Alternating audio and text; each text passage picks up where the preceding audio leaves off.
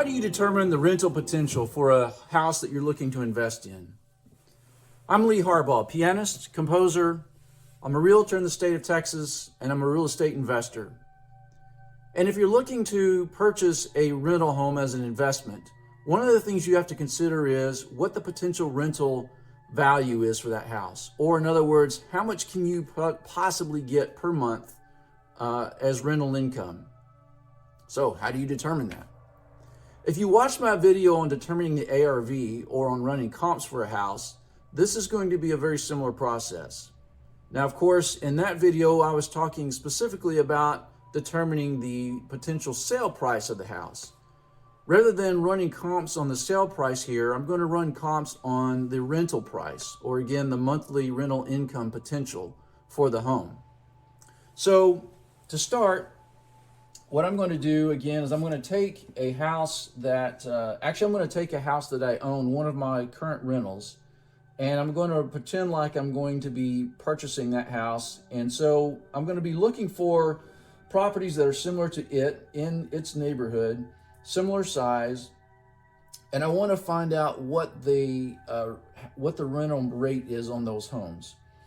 Let me say this before I go any further. Running rental comps can sometimes be a little more challenging than running sales comps. And the reason is because oftentimes there's not as much rental information in the MLS. So you kind of have to take what you can get, and sometimes you have to extrapolate a little bit in order to come up with an estimated value for the rental potential. In this case, my house is almost 2,000 square feet. It's about 1,900 square feet. So just so you can see on my screen here, this is the square foot column here.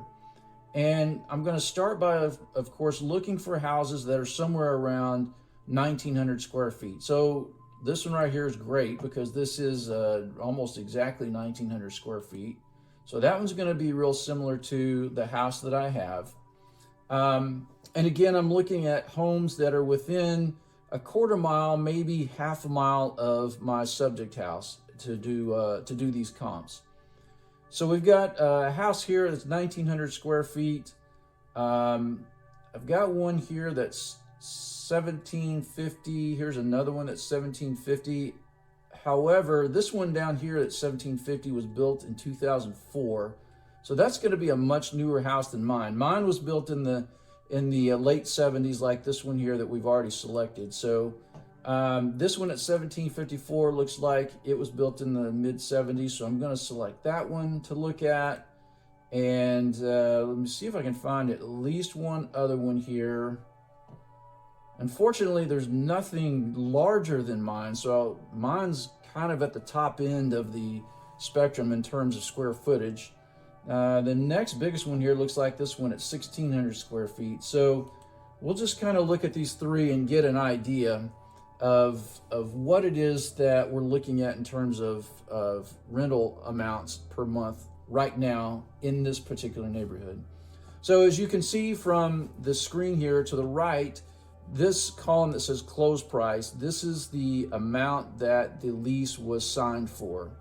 And then the next column to that is a close date. So that's the date that the lease was signed. So obviously the more recent ones are going to be the ones we want to pay closest attention to. This one, the most recent one we have here is from October the 25th of 2021. Today is March the 4th of 2022. So this is going to be well, I don't know, what is that, 5 or so months ago. So unfortunately, we don't have anything more recent than that, but this is going to give us a close idea of what we can expect. So I can see here that this particular property closed at $1,900 a month. The other one down here that's 1,700 square feet closed back in September at $1,550 a month. Now again, my house is a couple of hundred square feet bigger than that, so one would expect that I would get more than $1,550. You would also expect that because this is a good 6 months since this one has closed, that I would get more than $1,550 because of the time difference as well. Because just like the sales situation today, the rental market is very hot and rents are just going up monthly. So it's you know, being 6 months out from when this one closed, certainly ours would close. Well, let me just put it to you this way. If that exact same house were to go on the market today as a rental, it would probably fetch somewhere around $1,600 or something, maybe $1,650 a month, just because that's the way the rental market's behaving as well right now. So looking at this, we kind of get the sense that, you know, $1,900 might be a fair price. Now, the next thing I'm going to do is I'm going to look at the pictures of this one just to give it a comparison to mine. So as I mentioned in the video on running comps, on the sales comps, I know what my house is like. I know what the condition is. And in this case, I know my rental house as well. I know its condition. So I'm just going to go take a quick look at the pictures in the comp to see if mine looks similar. I can tell you from the front, on the outside, there's definitely nothing special about this particular house that I'm looking at here. So the condition of mine and this one that I'm looking at are going to be very similar on the outside. On the inside here, as I'm looking at it, it looks like it's got a fairly new floor. And I know that the house that I own has some flooring issues, like it's got some carpet that's old. So this one might be updated in terms of the flooring. And you can see they've actually got paint buckets on the fireplace when they took these pictures. So they've probably repainted this one. I know that mine needs some internal painting. Now, I did just have the external part of that house painted very recently, so it doesn't need external paint. So this house that I'm looking at here might be in slightly better condition than mine. It's not going to be in a lot better condition.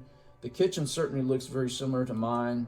So I'm just going to say, you know, if this one rented at $1,900 a month, you know, maybe mine's going to get, let's just be conservative with it. Because again, as we're running these numbers to determine the validity of the property in terms of an investment for us, we always want to use conservative numbers because we want to make sure that we're not overestimating things as best as we can. I know that's hard because we're humans and we tend to make overestimating mistakes all the time.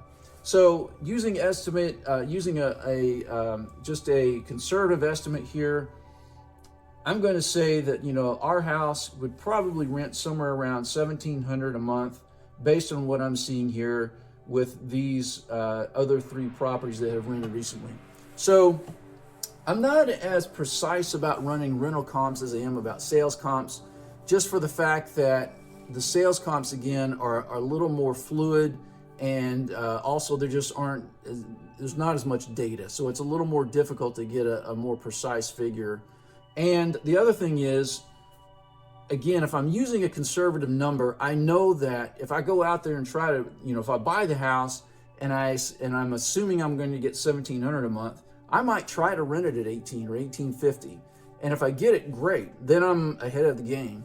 But because I'm using a conservative number, I'm very confident I could get $1,700 on this. So in this case, I would use $1,700 a month probably as the figure that I would work with in terms of determining, you know, whether or not this is a good value for me long term. Okay, so in my next video, I'm going to talk about determining what the real estate appreciation rate is in the area that you're looking at buying a home in. And again, the reason for that is going to be because we're going to use that appreciation rate along with all of these other data figures at the end of the video series to determine how well this property fits you and your criteria for purchasing a rental property. See you soon.